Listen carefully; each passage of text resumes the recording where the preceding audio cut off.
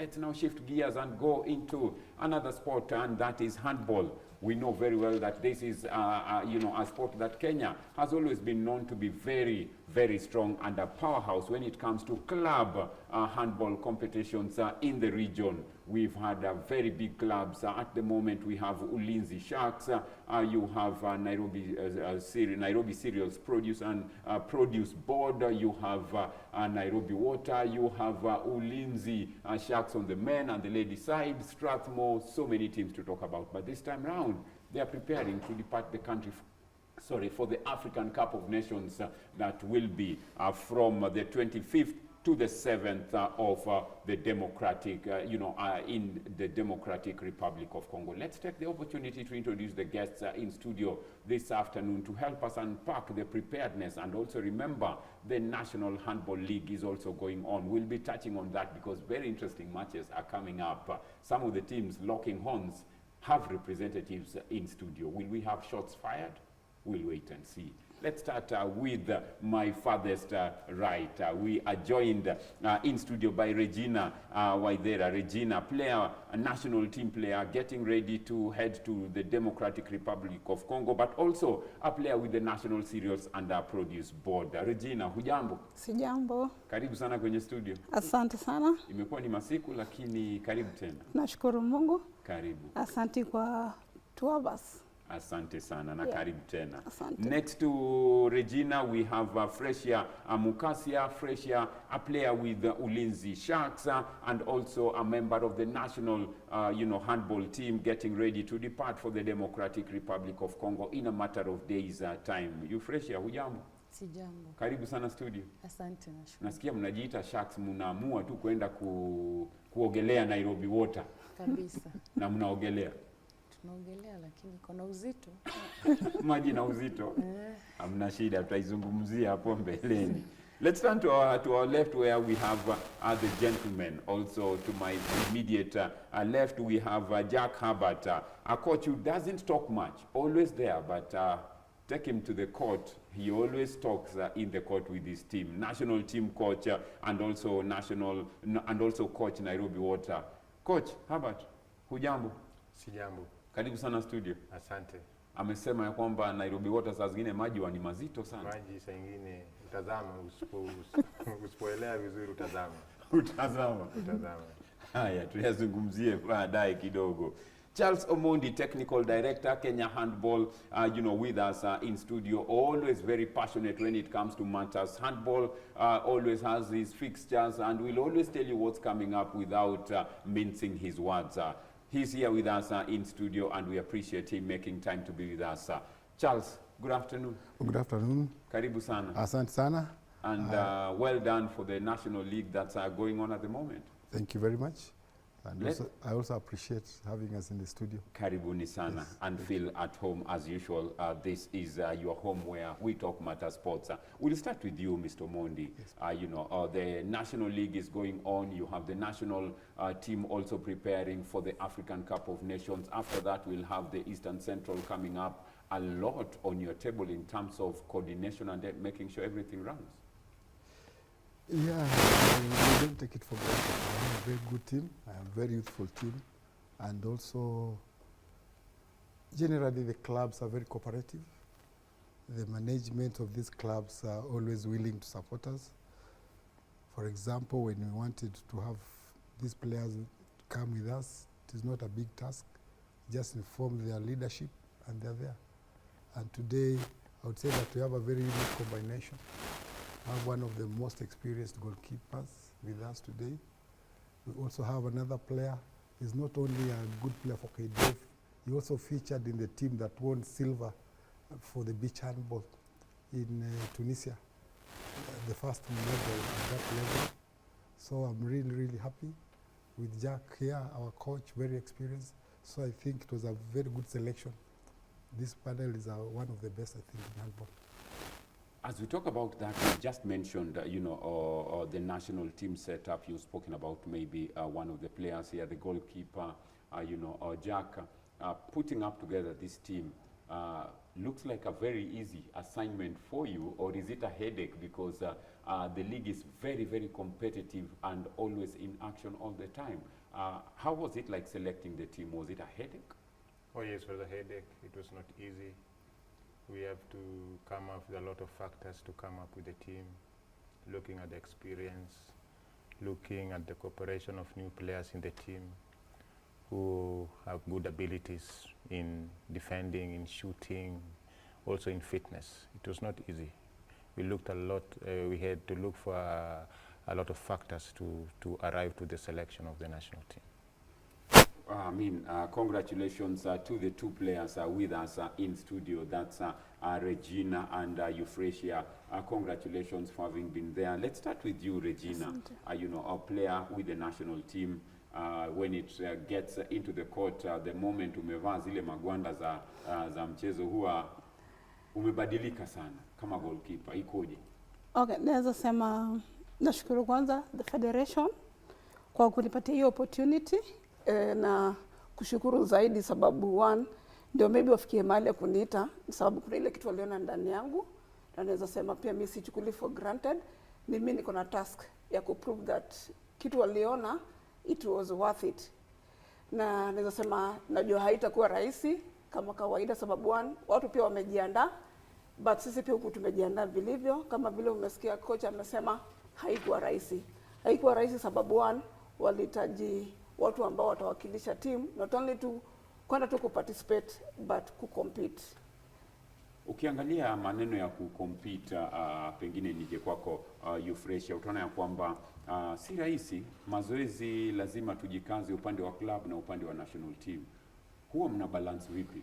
Ndiposa msije mkalalia sana upande wa national team ukasahau club, ama ukazingatia sana club ukaisahau national team. Huwa mna balance vipi? Okay, kwanza kabisa nashukuru kwa hapa. Yote ni handball. Kama ni club bado ni mpira ni ule ule.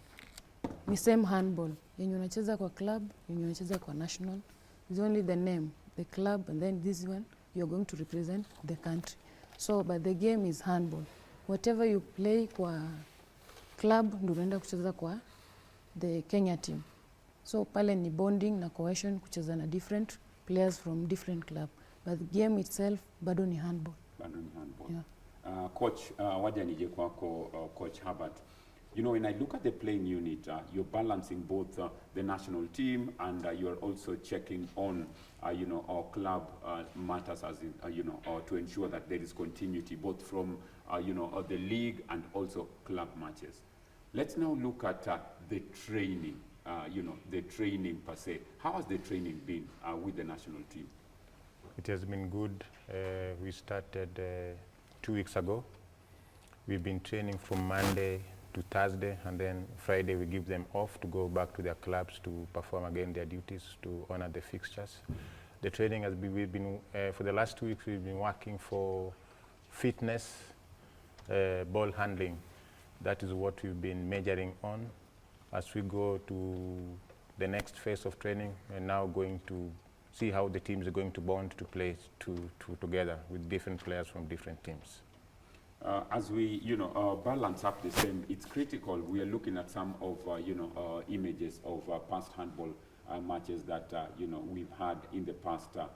Charles, let's now look at, the general setup of the national team, the preparations, because you have to ensure that both run smoothly. How is it like for you to coordinate the technical aspects of the national team so that we get the right standards when they get ready for, for the Democratic Republic of Congo AFCON that's starting on the 26th?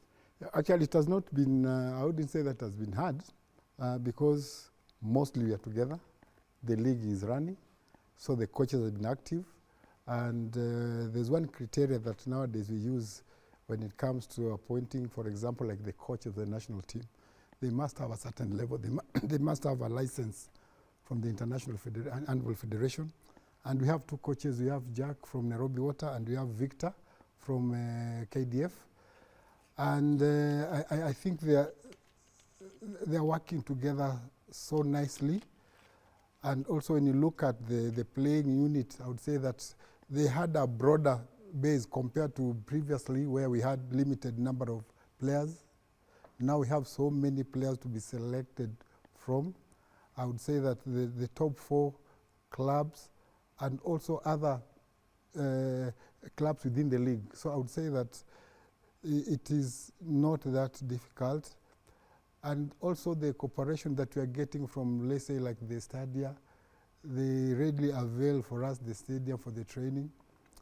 I look at the clubs themselves. We require the teams, the players to come and play for the national team. There is no problem with that. They release them whenever we want them, and we release them back on Friday. So I think it has not been that difficult because of the cooperation and the teamwork.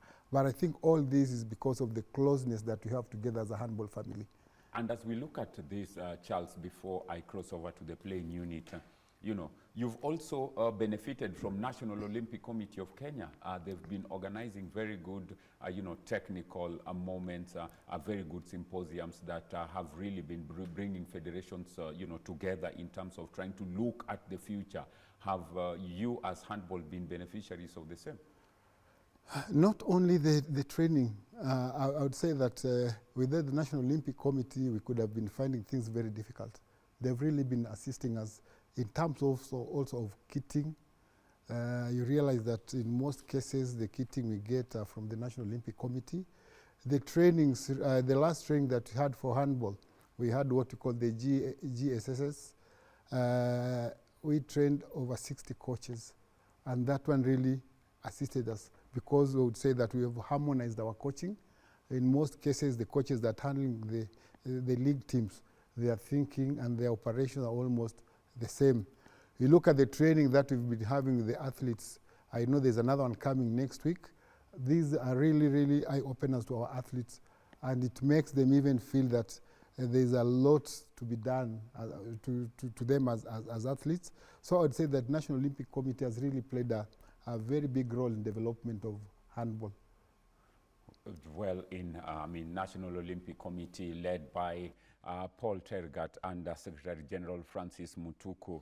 A good job coming down from NOC in terms of supporting and bringing the different stakeholders of different sports, more so federations together in terms of improving, you know, the sport and looking at the future. Regina, umekuwa kwenye national team, sio mara ya kwanza. Kwa hivyo uzoefu wako ambayo ni experience yako itakuwa inaangaliwa sana. Je, kama mzoefu mchezaji ambaye amekuwa kwenye national team, huwa unawachukuliaje wengine ambao kwa sasa pengine ndio mara yao ya kwanza, ama kuna wale ambao umekuwepo nao kwenye national team? Pressure iko? Okay, naweza sema pressure iko kwangu sababu nataka wafeel wako nyumbani na wasiniangalie na hiyo experience, but hiyo experience ikuwe like an inspiration to them. Sababu goalkeeping ni passion and love. So bila hiyo na hand it over kwa wengine, nitakuwa si wajengi. So lazima ni lead by example. Lazima ni push myself the best, ndio niwaonyesha kwamba wasiwe na uoga, sababu kuna wale wanaogopa kuwa goalkeepers, but passion ile tuko nayo inatupeleka sisi kama ma-goalkeeper. Ukiwa na hiyo passion, as much as una feel uko younger na maybe Sheki ako na more experience, but with that passion utapush na to be the best.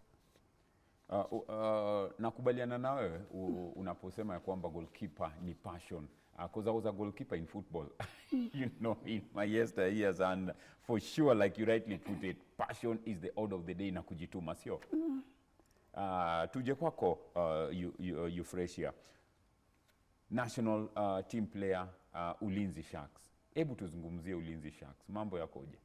Sababu naona kwenye league, naona kidogo mko nambari 3, NCPB wanaongoza, Equity hapo juu, alafu kisha Ulinzi Sharks nambari 3, alafu UOE, University of Eldoret wanafunga kurasa ya 4 bora.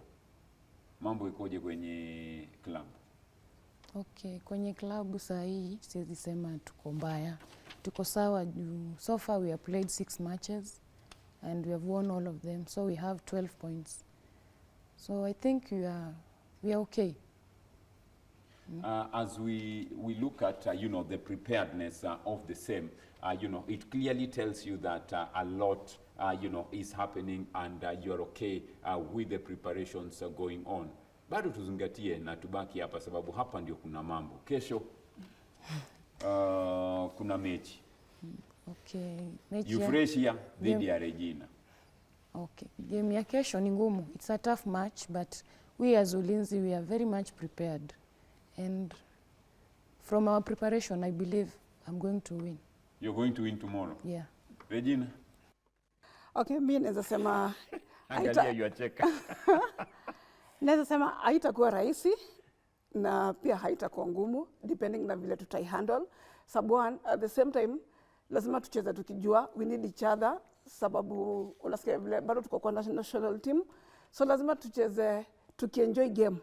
Hatuendi pale kupigana, but tunaenda kucheza kila mtu akitaka ushindi in the best way possible, ukijua I need to be my sister's keeper.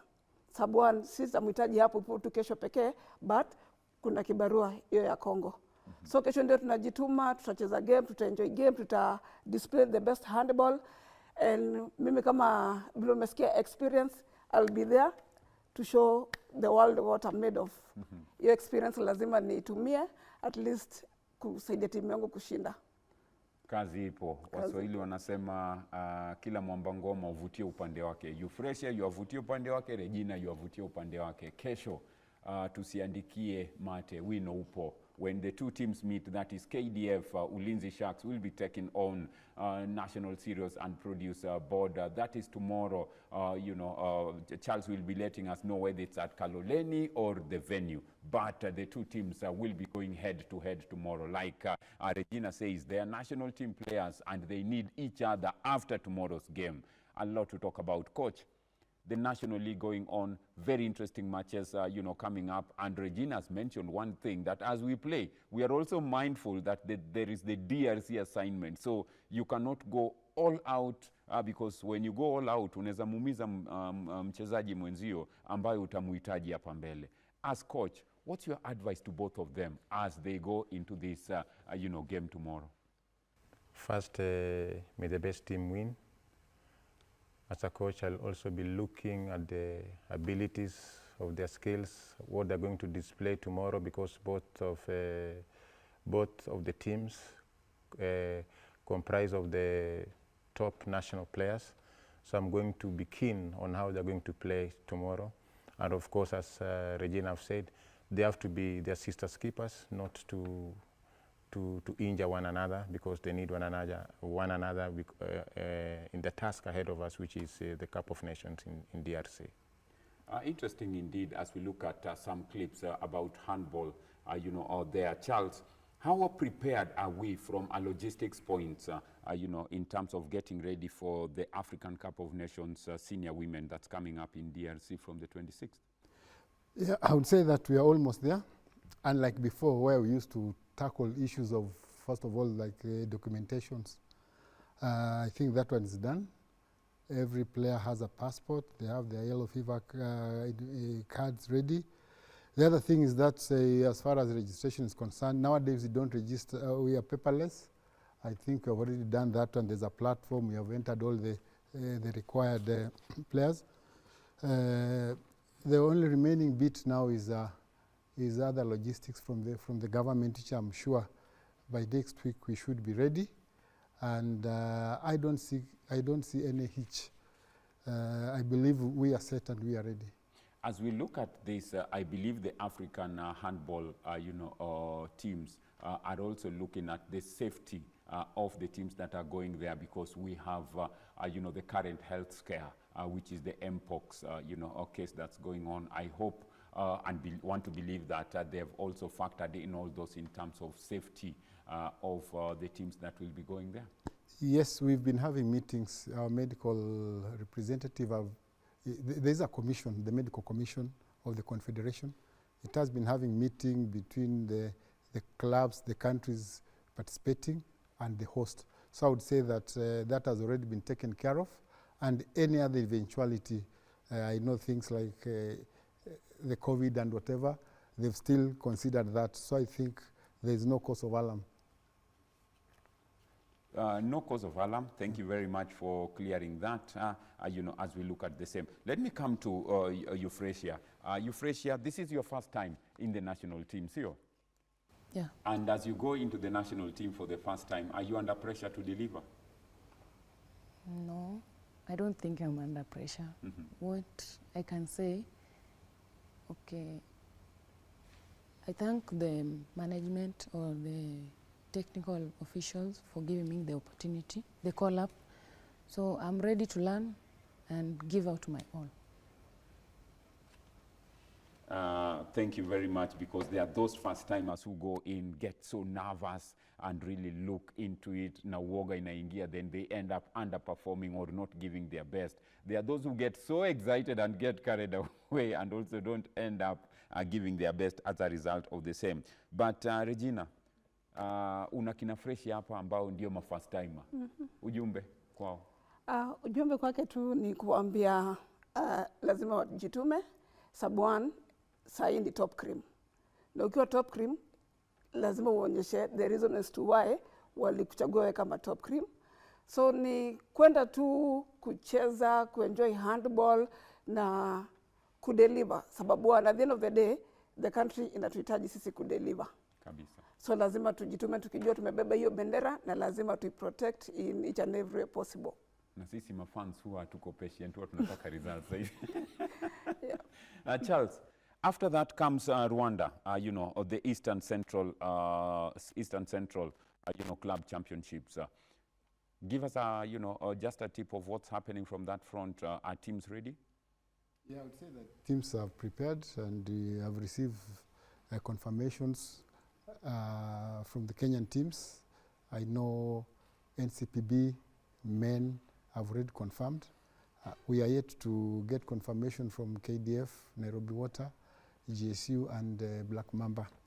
And from Uganda, we already have confirmation. Okay, I'm now talking at the Secretary General of the region.